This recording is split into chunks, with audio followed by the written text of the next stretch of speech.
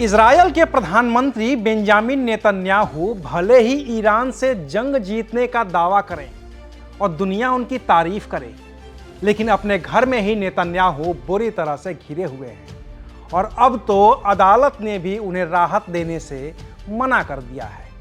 दरअसल इजरायली प्रधानमंत्री Benjamin Netanyahu पर इजरायल में ही भ्रष्टाचार के गंभीर आरोप लगे हैं।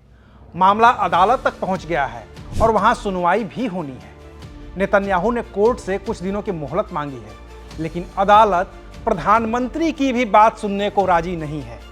क्या है ये पूरा मामला, बताएंगे विस्तार से। नमस्कार, मैं हूं अविनाश और आप देख रहे हैं एबीपी लाइव। दरअसल इजरायल के प्रधानमंत्री बेंजामिन नेतन्याहू के खिलाफ इजरायल में कम से कम 3 भ्रष्टाचार के मुकदमे दर्ज हैं।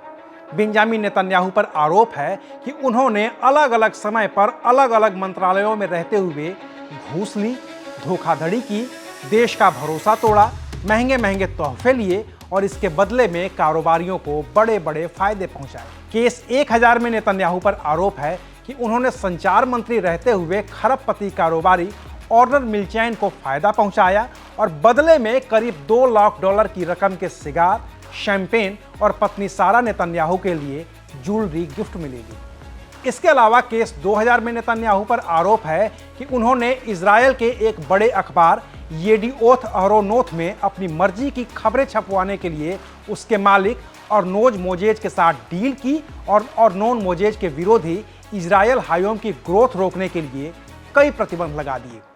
केस 4000 में भी नेतन्याहू पर आरोप है कि उन्होंने इजरायल की टेलीकम्युनिकेशन कंपनी बेजेक को फायदा पहुंचाया और बदले में अपनी और अपनी पत्नी की पॉजिटिव कवरेज करवाई।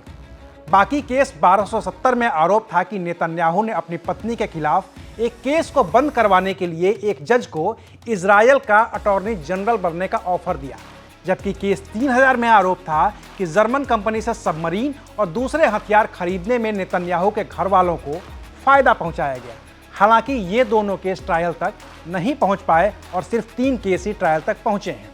ट्रायल के लिए पहुंचे 3 केस में से एक केस 1000 के ट्रायल के लिए जेरूसलम की डिस्ट्रिक्ट कोर्ट प्रधानमंत्री नेतन्याहू को कोर्ट में तलब कर रही है, लेकिन नेतन्याहू बार बार अदालत से समय मांग रहे हैं।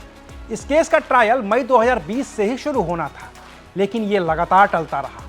नेतन्याहू की टीम सुनवाई टालने के लिए अपील करती रही और अदालत अपील मानती रही। हालांकि इस बार ऐसा नहीं है। अभी 26 जून को ही प्रधानमंत्री नेतन्याहू के वकील ने अदालत से सुनवाई को 2 महीने के लिए टालने की अर्जी दी थी, लेकिन अदालत ने वो अर्जी खारिज कर दी। अब नेतन्याहू के वकील ने फिर से 27 जून को अदालत को अर्जी दी है और कहा है कि प्रधानमंत्री नेतन्याहू इस वक्त डिप्लोमेटिक उलझने सुलझाने में लगे हैं और उनका अगला 2 हफ्ता बेहद व्यस्त है, लिहाजा सुनवाई में छूट दी जाए। नेतन्याहू की ओर से अदालत में उनके अगले 2 हफ्ते का शेड्यूल भी कोर्ट में पेश किया गया है।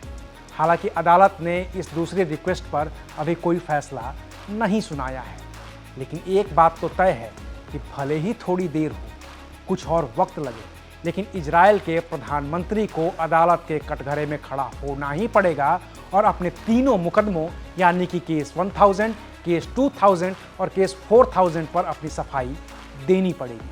अगर इन मामलों में बेंजामिन नेतन्याहू को दोषी पाया जाता है तो उन्हें कम से कम 10 साल की सजा भी हो सकती है। इस मामले में जो भी अपडेट्स होंगे हम आपको बताएंगे। देखते रहिए एबीपी लाइव। शुक्रिया।